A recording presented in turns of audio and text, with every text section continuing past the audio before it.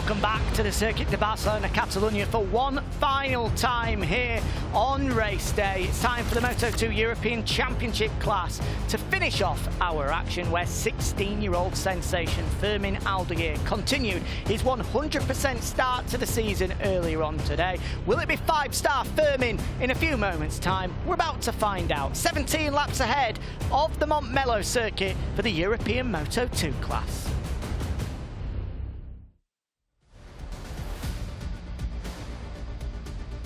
Good afternoon and welcome to Barcelona for one final time. Our 5th race of the day about to get underway, with Aldeguer fighting for 5 straight victories. Already picked up one at the Circuit de Catalunya. Can he do the double? It certainly looks likely after what we saw earlier on today. It's Jack Appleyard and Jack Ghost with you to talk you through the action for one final time. Yep, final race of the day. Getting ready to go, and well, there's one man that we have to talk about in this one, and it is the absolutely dominant Fermin Aldeguer. Earlier on, he won by 7-something seconds it was in the end. Absolutely incredible performance.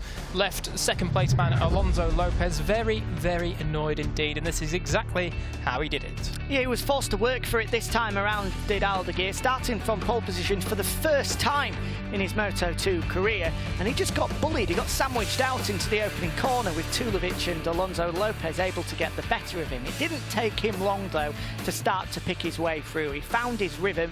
Alonso Lopez tried his level best to stop teammate Aldeguer from coming through, but unfortunately there was no stopping him. That mistake at turn 7 handing an open opportunity for Aldeguer to move through. This was the race-winning overtake in the end, and it was some overtake as well. Around the outside, just brushing his knee against Tulevic as he took top spot, and he didn't look back from there. The pace was too hot to handle for Tulevic behind. He tried to hang on with Jack Miller watching on, thinking, goodness gracious me, I'm going to have to fight with this lad in MotoGP in years to come.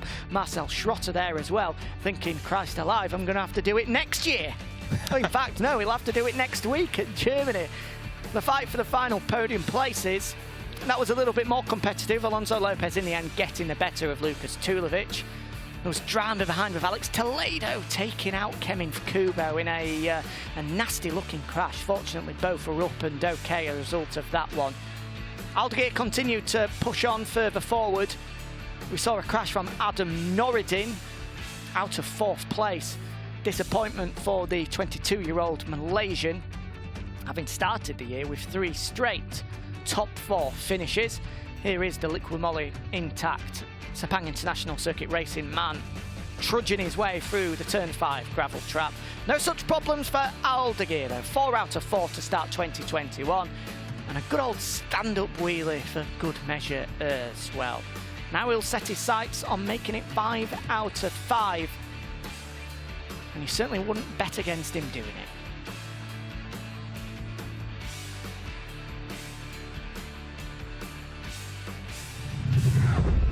No, you certainly would not bet against him doing it. And conditions here, they're still absolutely perfect for motorcycle racing. 30 degrees track temperature and, well, air temperature, track temperature slightly higher at 51. So still pretty scorchio here, and the wind, even though it says 2 kilometers an hour there, it is picking up a little bit actually. Look at that. You can see the flags flailing in the wind just there. So possibly something these guys will have to watch out for, whether it's pushing them into certain corners or not, but we're about to find out.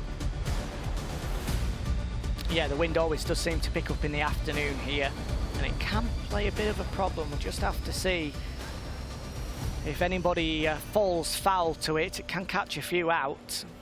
There's Alex Krieg, who actually picked up his best finish of the season so far, at 11th and the top stock 600 runner, and here's a little bit more about it. Hello, I'm Alex Krieg. I'm a rider from FAU 55 Racing. This year I'm the leader of the Super Stock Championship, and I'm very happy, and my feeling is very good with the bike. I'm very comfortable, and I think that we are working very well, and the results are that we are taking are the results that we are fighting for. My objective is to win the championship, also try to lead all the trainings qualifyings and races. Also to win experience with the big bike, because I never have ride. So this is the objective, to keep improving and more or less like this. The R6 is, for me, is very easy bike. You can understand very well and very quickly.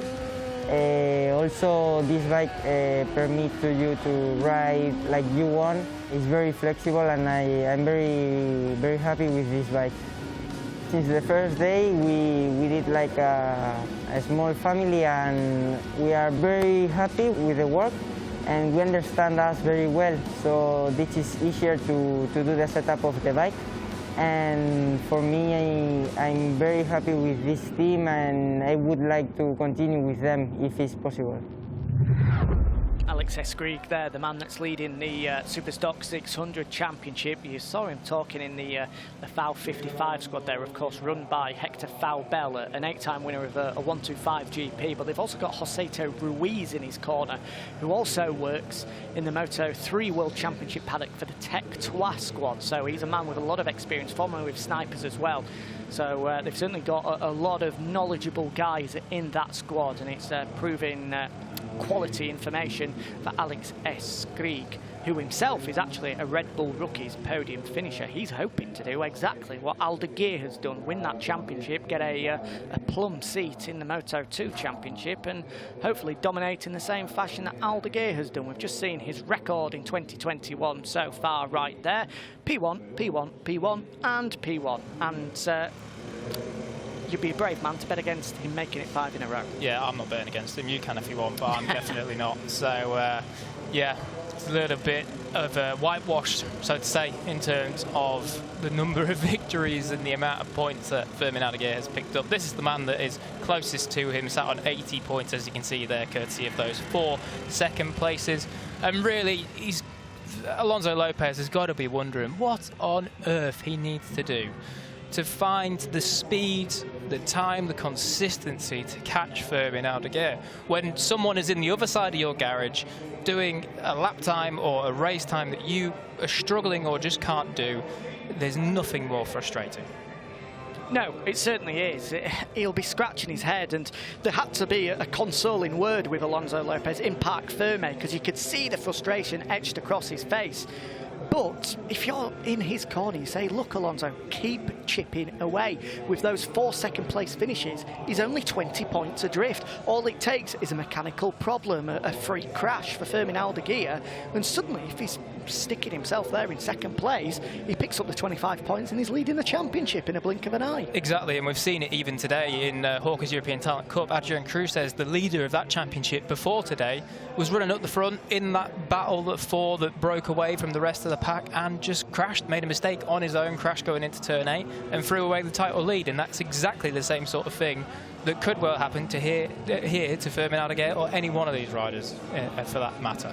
Here's Alex Toledo. Eventually came across line in 24th earlier, but no, he didn't actually. He crashed out, didn't he? He had the coming together, well, I say coming together in the politest way. Yeah. It was slightly more one-sided than that. He took the front at turn 10 and wiped out Kevin Kubo. So it was a best ever qualifying start for him. We'll be hoping that it can go a little bit more favourably this time around. And there is the Aldeguer fan club.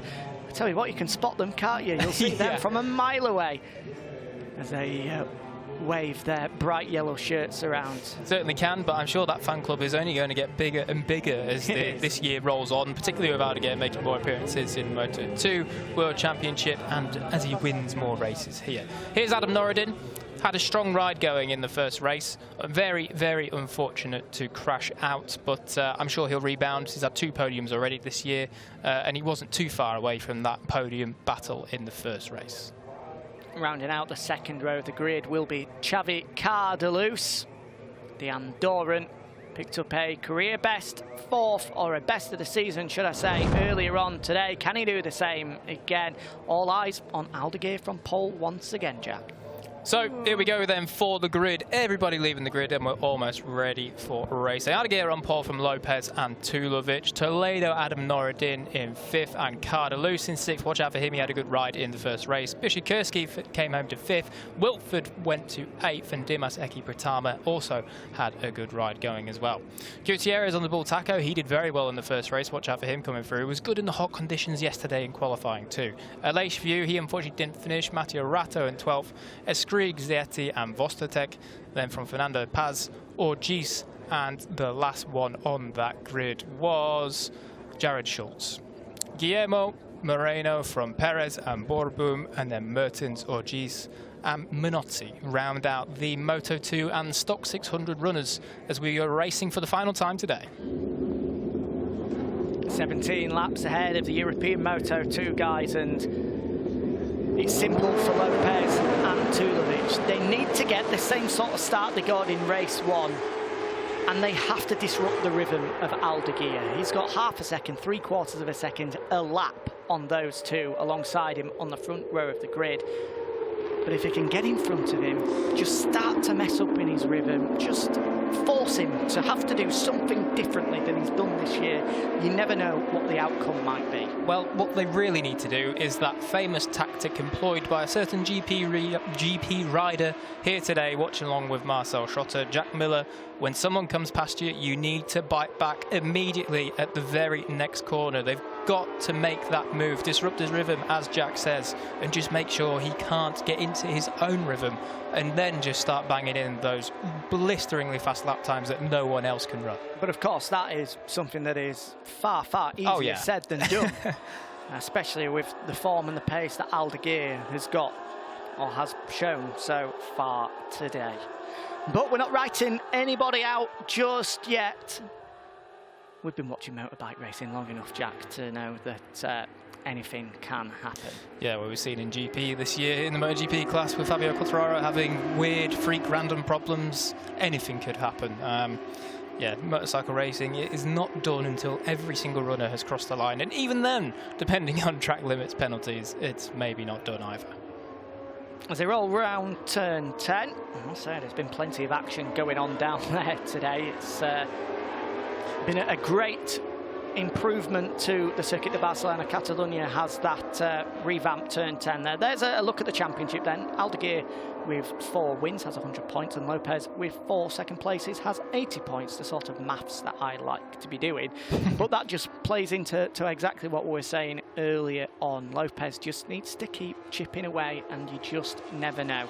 20 points is the kind of difference that Aldeguer certainly won't be resting on his laurels just yet. Definitely not. That 20 points can go in the blink of an eye, and Aldeguer knows that more than anyone else. So certainly he won't be relaxing just yet. I'm sure when he gets into his rhythm in this, he will relax and enjoy the race, but needs to make sure he doesn't make any silly mistakes.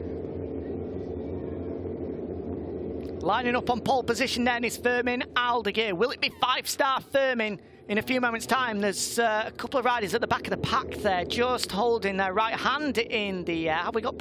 Is that one of the Mandalika machines? I'm not sure. Let's see. I think it is. Is it Dimas Eki Pratama? Possibly. We can see Peter Biesikirski on the other of the SAG bikes on the outside of row number 3 there. So. Oh, what a shame. Dimas Eki Pratama won't be starting this one. Let's see if he can hopefully start from pit lane. Meanwhile, the lights are on and they're out. We're underway for one final time here in Barcelona. And Aldeguer this time around gets a perfect start. The launch down to turn 1. Tulovic and Alonso Lopez will once again look to get the better of him. But it looks as though the whole shot has gone the way of Fermin Aldeguer. Absolutely nailed it. Revs up, dropped the clutch, and it just went beautifully. Slight wheelie, but it didn't bother him at all. Controlled it with the rear brake, and he was flying away. So Fermin Aldeguer, that is absolutely terrible for everyone else in the field, because they really, really need to get ahead of him in the early laps to stop any sort of early breakaway, and that's exactly what Alonso Lopez wants to do now. Up into second, past Tulovic. He knows that they could be in trouble here if Aldeguer is offered clear track in front of him, and that's why Lopez was in such a hurry to get himself in front of Tulovic. He needs to try and make a move on Aldeguer as early as possible, otherwise he'll be checking out. Here's what's happened with Dimas Eki Pratama. They're frantically working on that bike. It was something with the clutch there on the left-hand side, was it? don't know what's gone on there. Yeah, well, he was pulling the clutch in. I'm not too sure what was going on, but there was also a mechanic working on something down on the right-hand side of the bike at the front. So maybe, I don't know, maybe a front brake problem or something.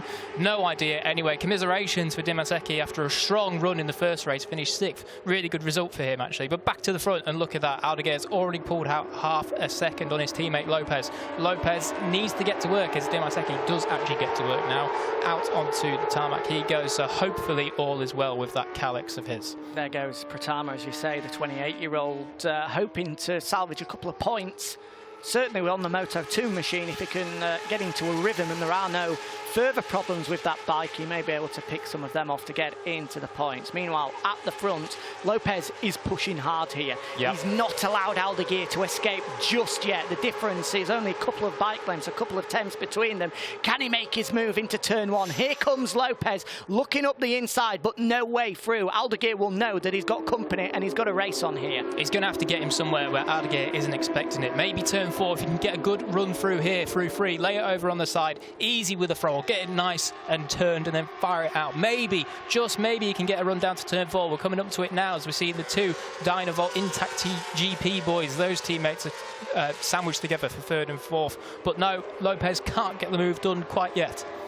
Into turn 5, this is where he was making a few mistakes in race number 1, was Lopez. Again, hard on the brakes, just sits it up slightly, will get it out. Still line astern, the pair of them, following teammate. It is the battle of the teammates, as you say, Jack, with the Boscoscuro bikes 1, 2, and then the Liqui Moly Intact Sepang International Circuit bikes 3 and 4 as well. A good start from Norridan, as it is from Cardelus as well. The pair of them quickly into the podium hunt, trying to tag along with Lukas Tulovic there in 3rd. Yeah, good this from Cardelus, looking really sharp. So is Norridan, as you say. Certainly Cardelus probably coming off a bit of confidence after that first race result, where it was certainly the best we've seen from him in quite some time. If we look at the timing screens, we can still see that Fermin Aldeguer is still in P1 and he's stretching that gap slightly, set purple sectors in the last 2. We saw him on the run up from 8 through to 9. He was so clean and pulled out just a couple of bike lengths on Alonso Lopez. But credit to Lopez, he's really hanging with him. He seems to have found possibly something that he needs to get closer to Fermin Aldeguer, but we'll see over the next few laps if he can hang on in.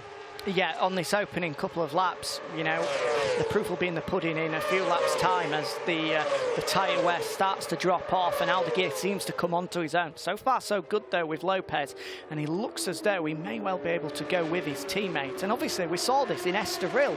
You know, Lopez was able to stick with Aldeguer and were treated to one hell of a last lap showdown between the pair of them. It certainly looked unlikely, looking at the form book from what we've seen so far this weekend, heading into our final race of the day, but we could well be treated to a bit more of a battle than we were expecting. So far, it's not been as straightforward as we expected for Aldeguer. No, definitely not. He's had a little bit of work to do, obviously, and the pressure from his teammate is certainly going to be, well, he'll know more than what he'll have more presence, should I say. He'll certainly know that Alonso Lopez is all over the back of him, and now it's time to see how he responds to that. Pressure's up, so it's time to perform, and I think this is one of those scenarios where we're going to find out just how good Fermin Aldeguer is.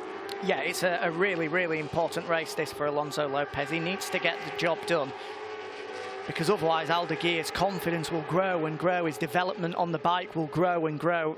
We know he's only going to get better, but, you know, the same could be said for Lopez as well. Of course, this is his first year on a Moto2 machine, stepping up from the Moto3s that he's used to from yesteryear. So, you know, you never know. It could be that Alonso Lopez suddenly just clicks and finds his feet with the Moto2 bike and he can start chipping back away at Aldeguer. Yep, completely right, Jack. And we have to say, in years past, we know that the jump from the Moto3 bike to this old 600 bike was probably something that was a lot more different from what it is now. Obviously, these bikes have very little torque and all their power is right peaky at the top end. So you have to ride them in an entirely different way. So to be fair, even though Alonso Lopez is being overshadowed somewhat by his younger teammate, he's still extremely, extremely impressive in the way that he's jumped onto this 600 in his first year and taken it to it like a duck to water. No, he has. It's you know, it's difficult for Alonso Lopez, because obviously all of the headlines go the way of Aldeguer, quite rightly, at just 16 years of age. But Lopez will do himself plenty of favours if he can stay with Fermin in this one. So far, so good for the number 21. Of course, just 19 years of age himself, not exactly a veteran in the world of motorcycle racing. He was a familiar face in the Grand Prix paddock, with no fewer than 51 Moto3 Grand Prix to his name, before eventually losing his seat in the Husqvarna squad at the start of this year. Here's what happened at the start. Great run from Aldeguer down to the opening corner, and wasn't going to let either Tulovic or Lopez get the better of him and bully him out of the whole shot, as they did in the opening race. Yeah, no, not this time round. Made sure that he just picked his nose ahead of them, put his nose ahead of them, sorry, and made sure that he was all the way down into turn 1 and first. Who is that's gone off? That's a Moto2 runner. It's Jo Boeboom, the Dutch rider, the number 52, who in his debut year has had a couple of problems there at turn 5, is it? Yeah, it is turn 5. He's about to head on the run under the bridge through turn 6. So that's a shame for him, making his debut, a proper privateer running that. We were looking at him yesterday down at the bottom end of pit lane, properly looking after with Dad and everything else, trying to span her on the bike and get it sorted.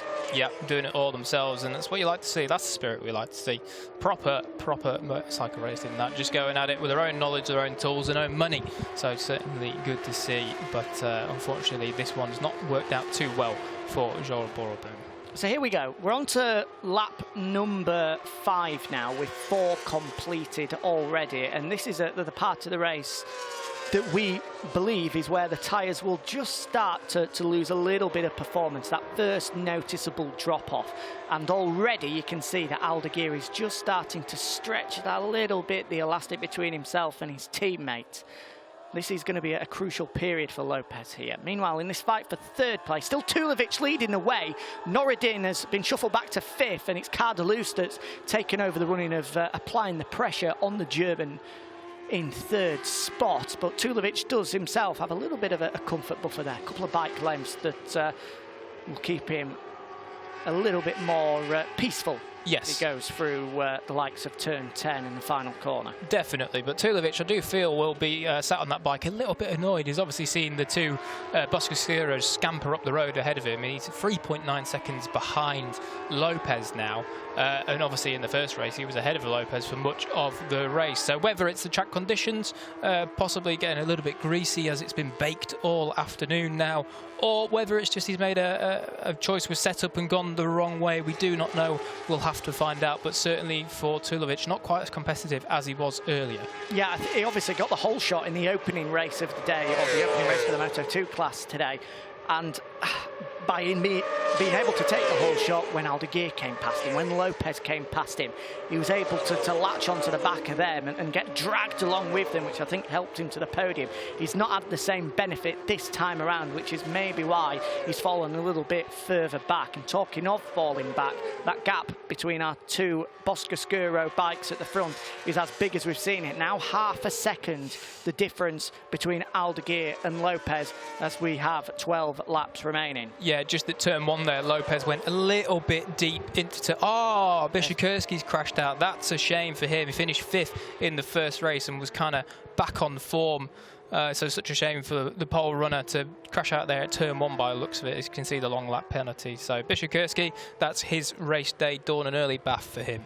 But as we were saying about Lopez, just a little mistake at turn 1. Seems to have lost a couple of attempts, but also the last lap around, every single lap, Fermin Aldeguer has increased his pace, and Lopez has also done the same. But the last lap was the first lap where Lopez just lost a little bit of pace compared to what he was on the lap 4. So possibly this is now where Fermin Aldeguer is going to start stretching it and pulling away. Shake it ahead from Byszykurski there. He will be disappointed with that one, especially as you said, Jack, after finding his feet with a matching his best ever performance in the European Moto2 Championship with a 5th place finish earlier on today. But a turn 1 crash brings bringing an early end to his day.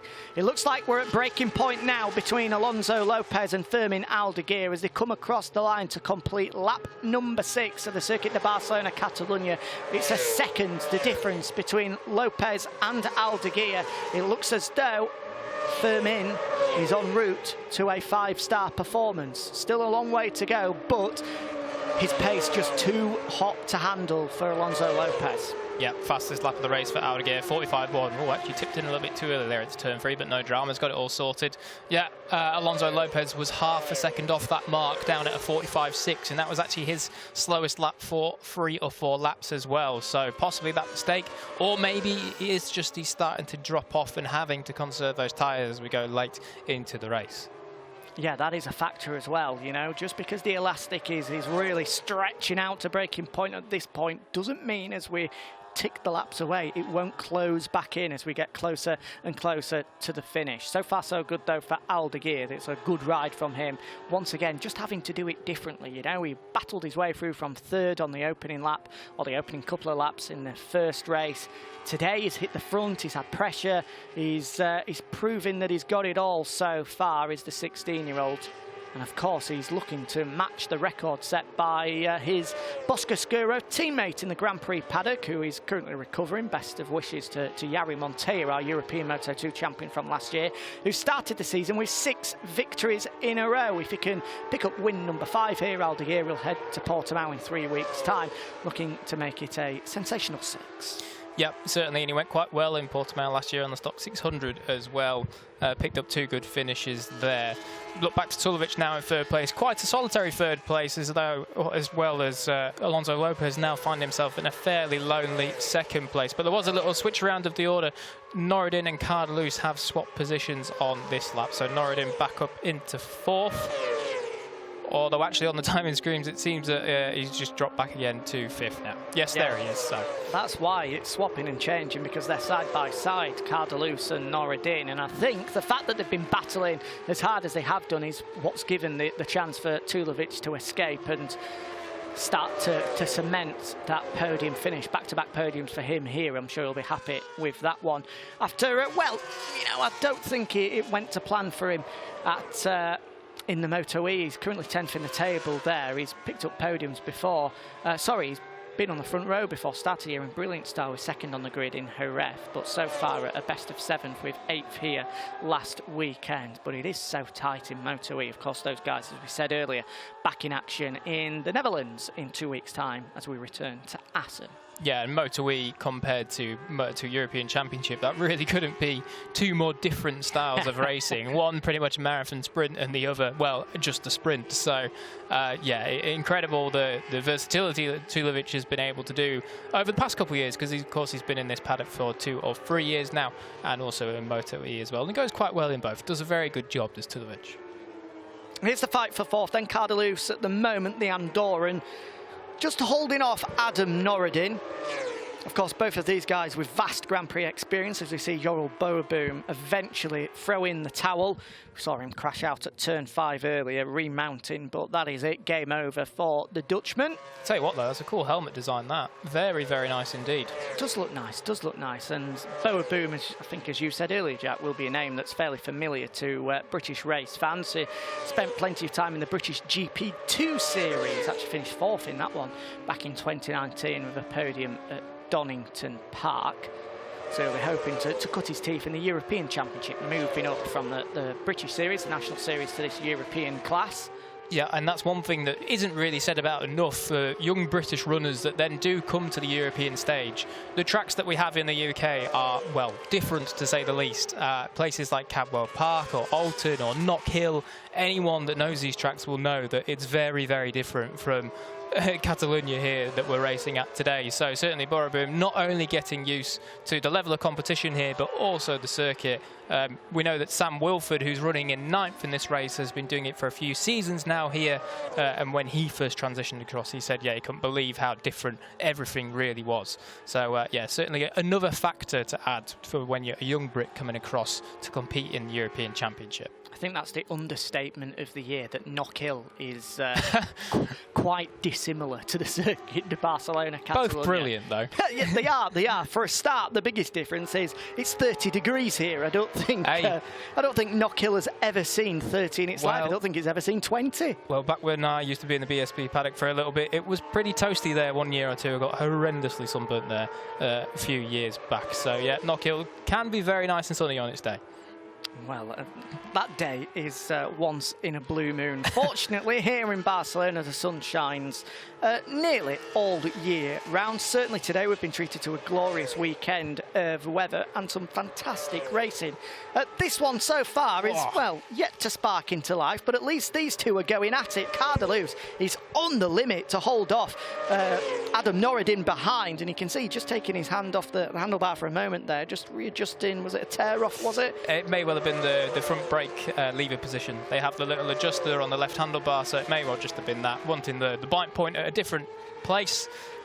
We look back now to Alex Toledo, that was on the 55, and a number 13, Mattia Ratto, having a very good ride indeed, actually. He's going well. He went well in the first race as well, picked up a top 10 finish in the end. If he does hang on to this, is he in 7th for the minute? Yes, he is. It would equal his PB result in this category. So certainly Mattia Ratto going very well indeed. No, he is. And Toledo making up for the error that he made in the opening race of the day, taking out Fermin Aldeguer, who I looked down the order, and something that we hadn't noticed, unfortunately, is not out there. So that's slipped our minds. I forgot to have a look to see if he'd made the grid. We didn't have any information through from the team, but unfortunately after that crash, Fermin Aldeguer clearly unfit and can't take part in this one. So we wish him, the Thai rider, the best of luck in his recovery. Fingers crossed he'll be fighting fit in time for Portimao in 3 weeks' time. The same, of course, we should say, whilst we're talking on that matter, to Tiger Harder as well. Big crash in free practice, which ruled him out of action this time around, and there's a problem for Mattia Ratto. He's straight-lined it at turn 10. He looks down to his left-hand side. Is it a problem? I think it is. He's cruising, or maybe he'll continue. We'll keep our eye on him, but certainly something that has affected him there through turn 10, and that 7th place finish that, as you said, would have been his best in a very long time, unfortunately has slipped through his fingers. Yeah, rather unfortunate for Mattia Ratto. It seems that our commentary curses are absolutely supreme today, Jack. We had about 4 or 5, so hopefully Mattia can recover those times he lost. But what it has done, it's actually bumped top stock 600 runner Alex Krieg up into 10th place. So that would be an absolute turn up for the books if he can hold on to that, and that would also equal his PB result this year. We turn to him now on the number 11. Everyone loves a black bike, and that thing looks quite nice as well, I think. So yeah, Alex Krieg going very well on that Yamaha R6. Yeah, it does look good with a little twinge of yellow on there as well, and he's having a good ride. You know what? Sticking with the likes of Alessandro Zetti and Sam Wilford in front of him as well. You know, Krieg, as we said earlier, is a very good rider. Anybody that takes podium finishes in the Red Bull Rookies class on a couple of occasions is a pretty talented rider, because we all know just how competitive that class is. So good job from him to finish inside the top 10 on a stocker is a great performance. Talking of great performances, 6.5 laps remaining for Fermin Aldeguer, now 3.7 seconds clear of teammate Alonso Lopez. Like a metronome, it's Lorenzo-esque, it's Quartararo-esque. He's just banging in the lap times, and nobody can stick with him. Yeah, it's incredible. It's absolutely demoralising if you're anyone else in this class. The last lap around he did a 45.6, and the next quickest after that was a 46.3. His teammate Alonso Lopez in second. We'll see what he does this time around. Crosses the line now to go 45.8, so just a 2/10 slower. He seems to have backed it down. What's he doing? But now he's doing fine. Absolutely flying out front. 8/10 quicker than Alonso Lopez that time round. It's business as usual for the man of the hour. Yep, certainly is. And as we said earlier, we'll see him back in Grand Prix action, making his second Moto2 World Championship appearance next weekend at the Saxon Ring, unless Jari Monte is able to return to fitness by Assen. I think we'll then see Alonso Lopez take over that seat. The pair have been sharing it, well, for fairness reasons, but also, of course, with Aldeguer tied up with Moto-E, rides for that one in the Aspar squad. So he's had to miss the likes of Catalunya, of Jerez, and then Assen, of course, where we'll see the next round of the all-electric class. Yeah, and he's in Moto2, he's just kind of figured it out, really. The start of the year, he obviously showed one-lap pace, but didn't really have the form in the races. But certainly in the last round in Le Mans for them, in Catalunya, I do apologise, he went quite well indeed. No, it did. He had a good performance. He's yet to jump onto the podium, though, which is a bit of a surprise, to be honest. But, you know, Moto2 has been such a lottery, and with the races so short as well, it's very easy. You make one tiny error, you get nudged wide by someone, and suddenly that's it. Any chances of a podium are over through no fault of your own. A best finish of 6th so far, last time out here in Catalunya, but he's shown that he has got the pace, and don't be surprised when we get to Assen if he's challenging at the front. Well, he definitely did have the pace. If memory serves me right, I think he was actually fastest of all in free practice in Moto2. Yeah. So certainly figuring it out as he goes, and that's exactly what he's done here in Moto2 and also last year in Stock 600. These two boys are still absolutely glued together. Cardoso, watch that rear end, it was squirrely a little bit. It's not too bad this time around, but Cardoso still hanging on, still adjusting that front brake lever by the looks of it. So still trying to find the perfect setup he wants with the bite point on that, but it looks as though Adam Norridan may well just look down the inside for a move. No, Cardoso is really late on the brakes. Good stuff there, gets it stopped very nicely. Yeah, good work this from Cardoso, 4th in race 1. He's going to have a fight on his hands to take 4th this time round, although to be fair, he had to hold off Boscoscuro in the opening race as well, so he's had to work for it, and I tell you what, he was working the rear tyre there as well. He was having to muscle that bike, that Calyx machine, exactly where he wanted it to go, with the bike looking and trying to let go through turn 3. Yeah, I think if Norridan, he probably just rolled the throttle a couple of percent just to make sure he didn't get caught up in anything that could have happened from that rear end slide from Cardoso. But Norridan certainly would be encouraged by that, because Norridan looks much more in line, shall we say, than Cardoso at the moment. Seems to have a little bit more tyre about him and is probably quite comfortable just sitting there waiting to pounce as we go into kind of the final 4.5 laps. Still Aldeguer that leads the way here in the European Moto2 class, 4.5 seconds clear of teammate Alonso Lopez. 8.5 seconds back on Lopez is Tulovic, who himself is 3.5 clear of Xabi Cardoso and Adam Norridan. This fight that you're seeing on screen right now, the fight for 4th place. So as we get a chance, just a little bit of a run back with Alex Toledo, currently 6th at the moment ahead of Aleix View, Sam Wilford, Alessandro Zetti and Alex Krieg rounding out the top 10, with what will be now 4 laps remaining as Aldeguer comes across the line once more, keeping that advantage at 4 3/4 seconds. Cardoso then out the final corner. He's Norridan close enough this time around to steal 4th place away. He's closing. Again, Cardoso takes his hand, or his left hand that is, off the handlebar. He looks as close as he has done. Norridan looks up the inside, but again, no way for him. He looks pretty erratic, Cardoso, doesn't he? That riding style, the electric knees dancing about on the downshifts. I think Leon Haslam is the one that's really famous for that. Flaps the knees all over the place when he's trying to bang it down the gearbox to get it stopped for the corner, and it seems that Cardoso imitating that style somewhat. There you go, see him again picking out to the side of the fairing on the left. Oh, Norridan's a little wobble on the front end, just gone a tiny bit wide, but not lost too much time. Still sticking in there behind Cardoso. In towards turn 5 we go. Cardoso's keeping it nice and comfortable through there. As we said, he has been one to work those rear tyres a little bit more than Norridan. Whether Norridan is just playing a waiting game, we'll have to wait and see. This is the fight further back for 8th, 9th and 10th. Alex Krieg leading the way in the Super Stock 600 charge. We talk about 5-star Fermin. Well, it's going to be electric Krieg, is it? He's going to have 5 wins himself. I think you can only do that pun when it's Moto2, so... yeah. Exceptional Krieg. There we go. He's going to pick up 5 wins in a row. He's once again a long way clear of the rest of the competitors in that Stock 600 class. Good little battle this with Sam Wilford, the Wilf. Yep. The big bad Wilf. Battling it out with Alessandro Zetti. Of course, Sam Wilford, a best result of 7th, so this is a good run from him, especially after a best ever qualifying performance yesterday, jumping onto the 3rd row for the first time in his European Moto2 career. Of course, he moved across to the AGR team that, don't forget, won this championship back in 2019 with Edgar Pons. Who dominated it, really. He did. We've seen sort of dominations 3 years in a row in this championship. Pons, in the end, you know, he won a whole host of races in that middle period that made the championship his. Montoya did it all, well, Montoya did it throughout the year, really. And the same can be said so far for Aldeguer. But he's in a good place, is Sam Wilford. You know, there's no better team than the AGR squad. They've got a lot of experience in this CEV paddock, a lot of good men in that box.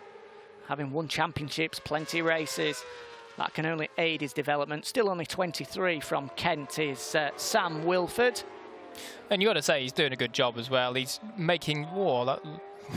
Zetti had a quick look up the inside there, but Wilford is doing a good job. He's just making marginal gains, slowly improving. And the team, they seem to be pretty happy with him as well. He's constantly knocking on the door of that kind of top 8, top 7 sort of range. And really, he's just developing into a pretty solid runner in Moto2 European Championship. He is incredible consistency from Sam Wilford. Coming into this weekend, he'd had 14 straight point-scoring finishes. And he's continued that with 8th in the opening race, and he's now 8th again. So 16 point-scoring finishes in a row. That arcs all the way back to the start of 2020. It's not a surprise that the team likes him when he's not crashing. Yeah, and he brings it home in one piece at the end of every weekend. All they have to do is put a little polish on the screen at the front, and there it is. Good to go for Portimao in 3 weeks' time. Yeah, change the tyres, change the clickers, that's about it. No crash bill needed for when Wilford's around. So, yeah, good stuff for him. But 2 laps to go then. Aldeguer completely in control. You see him sliding around turn 3 there. Nothing too major, just letting the rear end hang out. Norridan still trying to bite his way through on Cardoso, but Cardoso still not having any of it. So these two still line astern. I feel like this one's going to come down to a turn 10 lunge on the final lap. I think it will. Wow. I think it will. It's been good defensive riding from Cardoso. Credit where credit is due. Every time that Norridan has just shown his front wheel, he's not allowed him through at all. He's kept his nose in front of Norridan all race long. But now, surely, both of them will be suffering for grip. Certainly, Cardoso looks to be the one that's a little bit more out of shape than the other. You say that as Norridan has a little slide mid-corner. Yeah. It's just proof that both of them in this baking Barcelona heat will be suffering at this point in the race. Here we go, the run down to turn 10. This will be interesting to see, you know, just how close Norridan can get to Cardoso. Oh, Cardoso got it spun up there. This may well be Adam Norridan's chance, although it doesn't look like he's going to be close enough here. Cardoso is very good on the brakes as well. You see the front end dive just that fraction later than Norridan's, a little bit later on the brakes, and he holds him off for another lap. That's all they've got to do for the final lap, and he'll hold on for 4th if he can. Here we go then, 1 lap to go for Fermin Aldeguer. He's now 6 seconds clear of Alonso Lopez, put under pressure for the opening couple of laps, but his rhythm, his form, his pace is just too much for anyone to handle. It's going to be 5 wins in a row to start 2021 for the sensational 16-year-old. One of the biggest talented teenagers we've seen in a very long time through this FIM-CV Repsol series, certainly from the Moto2 class anyway. Yeah, I mean, the job he's doing, this is why the Boscoscuro Talent Team picked him up. You know, they saw the potential he had last year in the Stock 600 class, and it shows just what a good proving ground that Stock 600 class within this class is. Obviously, Alex Krieg getting the business done this year, so we may well see the same for him next year. But Fermin Aldeguer, living proof that as long as you work hard and stick at it, you can get those opportunities and rides and, well, the notification of the rest of the racing world that you are one to watch for the future. Through turn 9 he goes. No such problems yet for the 54. Another Mercian talent is Aldeguer. Remember, 12th on his World Championship debut at Mugello of all places, jumping onto the 765 Triumph for the first time, and like a duck to water was fighting for a place inside the top 10.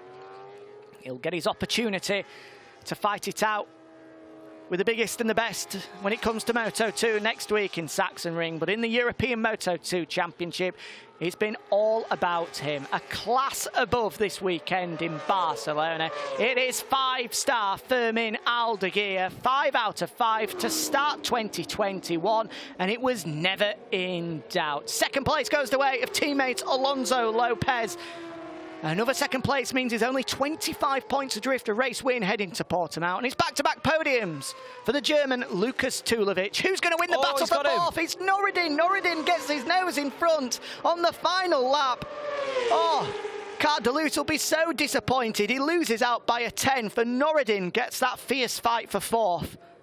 The Malaysian bounces back after crashing out of fourth in the closing stages of the opening race. But all focus, Jack, is on Aldeguer, as it is this man as well, Alexis Krieg. Another stock 600 went, shouldn't go unmentioned. No, certainly not, and he seems pretty happy for it as well. In the end, just over a second behind Sam Wilford in ninth, who actually got pipped by Alessandro Zetti on the last lap, so that's a shame for Wilf to not equal his PB from this year already and from race one. But anyway, a strong ride nonetheless. Yep, 16 point scoring finishes in a row for Wilford. If he continues that run of consistency, you know, the results will come. There's Aldeguer then celebrating for a 5th time this year. His rhythm there was just incredible, the way he was putting the laps together. Lopez, I'm sure, will be scratching his head on what more he can do. He tried to live with him during the opening couple of laps, but once the laps ticked away and the grip started to diminish, unfortunately, he just didn't have an answer to Aldeguer's form. Tulovic will be happy in third. A third podium of the year for the German. A nice confidence boost heading to Assen in 2 weeks' time for round 3 of the Moto2 World Cup. And yeah, he's happy with that one. Big wheelie. Not as big as the stand-up wheelie that Aldeguer produced, but still pretty good for Tulovic. He'll be happy with that one, no doubt. A deserving beer tonight for the number 3, the 20-year-old from Eberbach in Germany. But the question about Aldeguer is, where will we see him next? Because the Moto2 World Championship is beckoning. If not by the end of this year, definitely next year. Will the Boscoscuro team be able to cling on and keep him? They'll be trying their best. They won't want a talent like that to slip through their fingers. Of course, he rides for Aspar in the Moto2 team. Will Aspar be able to lure him into signing up to their squad to possibly partner the likes of Aaron Canet next year? Or will someone else be able to steal his talents away from the Boscoscuro squad? We'll have to see. There's certainly a lot of interest in him, and you can see exactly why on today's showing. 2 out of 2 here in Barcelona, both race victories by well over 5.5 seconds. 7 seconds in race 1, 6 in race 2, but I think it could have been anywhere upwards of 7, 8, 9, 10 seconds if he pushed right the way to the checkered flag. Once that gap was above 5, he was confident, he was comfortable, and he rolled off. More celebrations. Hector Faubelder, of course, looked after him throughout the Stock 600 running last year, and he still spends a lot of time in that garage. Coming up and congratulate him, good man to have in his corner. Alonso Lopez will be, I'm sure, disappointed again with second place.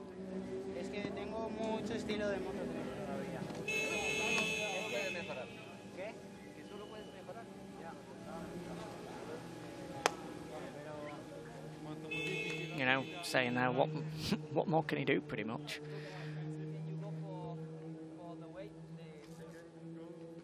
Here's Lukas Tulovic. Let's listen in to what he's saying in Parc Fermé.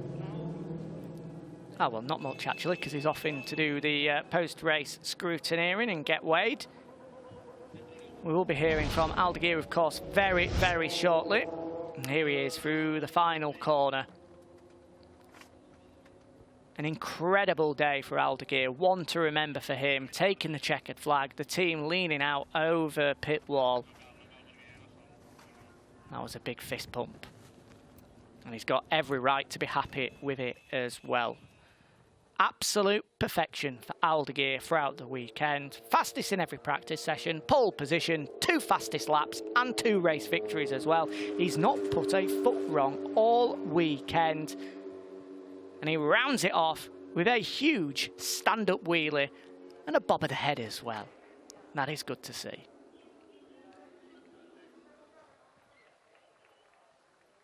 We'll be heading down and hearing from him very shortly indeed to hear what he made of it, speaking with my right-hand man, Jack Gorst, who's made his way into Pat Fermin for the final time, stretching his legs once again. And then we'll be rounding up and wrapping up after an excellent day of racing. 5 races, plenty of drama. We've had 4 different race winners, including debut wins for Malaysia's Syarifuddin Azman. We also saw Xabi Zurutuza take victory for the very first time in the European Talent Cup. But the other side of that, we've seen 2 superstars really take a stranglehold of their respective championships. Daniel Holgado with victory in the final FIM Moto3 Junior World Championship race, giving him a commanding lead heading to Portugal. And Fermin Aldeguer doing the very same in the Moto2 class. Don't forget to join us in Portimao. We'll give you all the details shortly. Before that, though, let's hear from Fermin Aldeguer. He's with Gorsto. Fermin, 5 wins out of 5 and 125 points in the championship. How does that sound? I'm very happy with this second race of this weekend. It's same the last race. I put my ring and I open space. Nothing. I'm very happy with all weekend. Amazing. Thank you to all my team and my sponsor. And what's more in Spanish for us? Bueno, estoy súper contento con esta segunda carrera. La verdad es que hemos hecho un fin de semana muy bueno. Esta carrera ha sido igual que la anterior. He tirado, he puesto mi ritmo y he abierto huecos.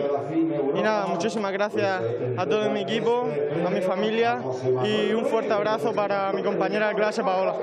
Congratulations, Fermin.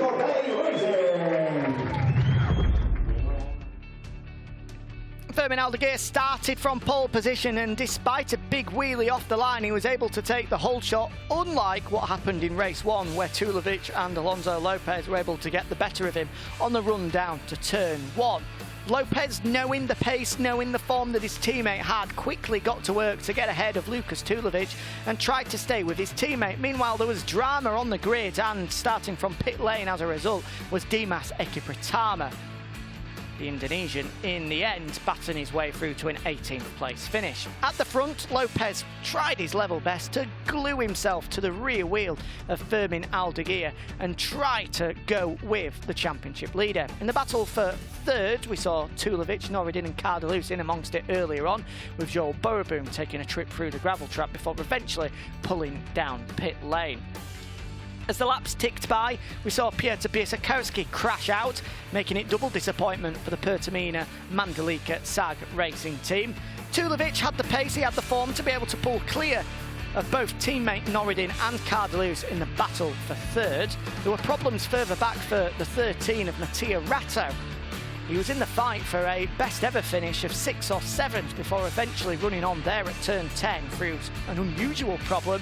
He eventually regathered though, was able to come across the line in 11th. Alex Krieg was the top stock 600 runner, coming across the line in 10th, a great performance for him, and it was 5 wins out of 5 for him in the stock 600 class, just like it was for 5-star Fermin. 100% start to 2021 continues as a sensational 16-year-old continues to grab headlines in the European Moto2 class.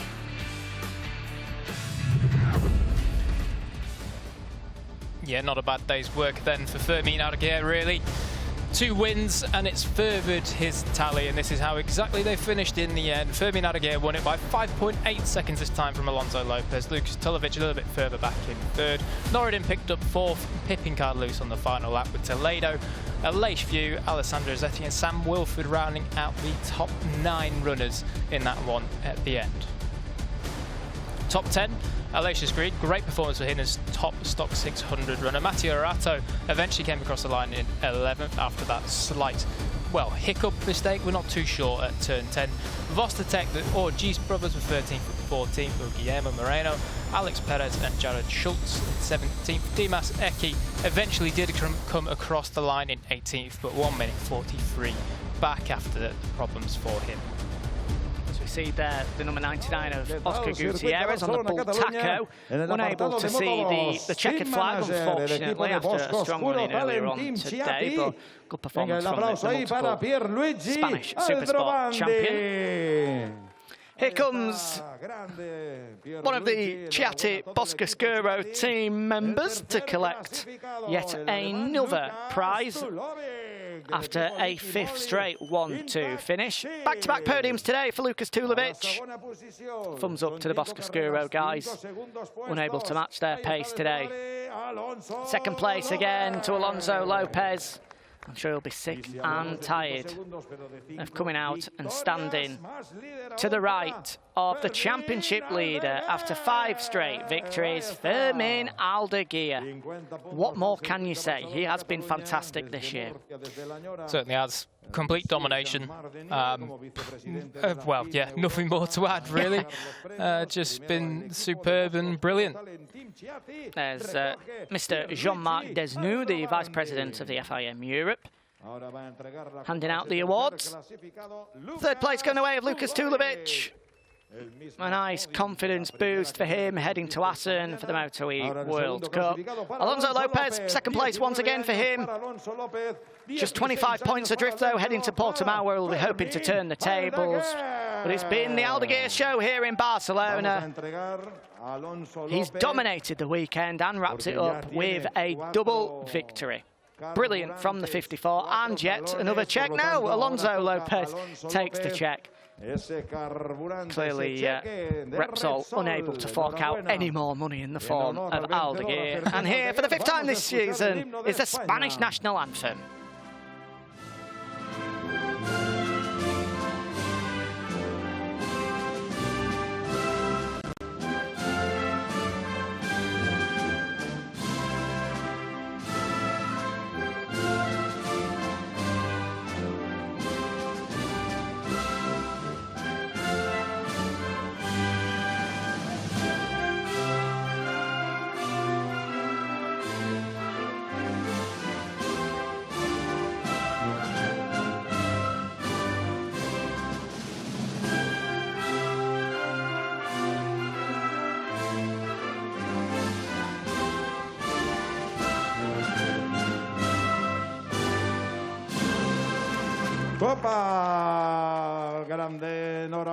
Grande Fermin, 5 wins in a row, doesn't get any better than that.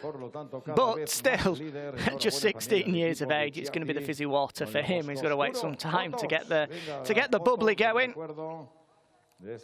I'm sure maybe Mum or Dad might treat him to a Clara tonight, though, after that. Yeah, he deserves it. He does. Good day's work for the boy. Yep, just 16 years of age and already showing that, well, I mean, in the next 1 or 2 years, he's going to be right at the top of Moto2 World Championship, we do presume. Outstanding talent. It's just funny how things change. Heading into 2020, you know, there was nobody that wanted to give him a seat in the Moto3 Junior World Championship. Fast forward 2 years and he's probably one of the most in-demand riders for the Moto2 World Championship. It just proves that it can change in the blink of an eye for a rider. There's plenty of talent out there, and Aldeguer is clearly one of the best. 125 points, 100% record. He has been untouchable so far. Lopez got close in Estoril, but since then Aldeguer has found his feet and Lopez has been 2nd best. Further down the field, we see Kevin Kubo there, unfortunately unable to take part in our 2nd race of the day today. We send our very best to the Thai rider, hoping that he recovers nice and quick, as we do to Tiger Harder as well. With McKinley, Kyle Paz there, coming across the line 21st today after a few more issues. A shame for the Filipino rider. It's the Stock 600 podium then, and once again it's Alex Krieg celebrating, joined on the podium by Andrei Vostitek and Kevin Orgis, the Czech rider, moving up to 2nd after finishing 3rd earlier on today, and we've got an Orgis on the podium. Once again, the Avintia e-Sponsorama squad. Earlier it was Leon, and now it's the chance for Kevin to get a podium trophy. So as we said, that's everything done and dusted here from the Circuit de Barcelona, Catalunya. If you've joined us for all 5 hours, thank you very much indeed. Hope you've enjoyed that. Remember, if you've missed any of the races, you can catch up with them on MotoGP.com and on the FIMCV Repsol YouTube channel. You can see some highlights there involving Alex Krieg now, of course, with 125 points, 58 clear of Vostitech, 62-63 clear of August, Kevin, and then Leon. We're back in business in 3 weeks' time, so mark your calendar. Lewis Sudabit and Elliot York bringing you all of the action from the beautiful Portimao. You won't want to miss that one. Plenty of action coming up. The German GP, the Assen, the return of Assen, 2 weeks, just a week after the German GP, and then round 4 of FIMCV Repsol in Portimao. I'll be back with you at Aragon in the back end of July, where we'll be seeing if this man Fermin Aldeguer will be able to break the record set by Jari Monte of 6 straight victories. Thanks for joining us today. We'll see you very shortly.